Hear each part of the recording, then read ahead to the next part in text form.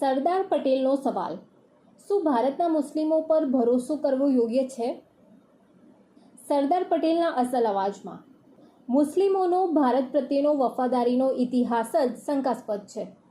हिंदुस्तान में जो मुसलमान पड़े हैं वो मुसलमान ने काफी लोगों ने ज्यादातर लोगों ने पाकिस्तान बनाने में साथ दिया अभी ठीक है, लेकिन अब एक रोज में एक रात में क्या दिल बदल गया वो मुझे समझ में नहीं आता। कैसा बदल गया तो ये मेरी समझ में नहीं आता कि एक रोज में दिल सबका कैसा बदल गया। तो कहते हैं कि हम वफादार हैं, तो हमारी वफादारी में शंका क्यों की जाती है, आपको सस्पिशन क्यों आता है?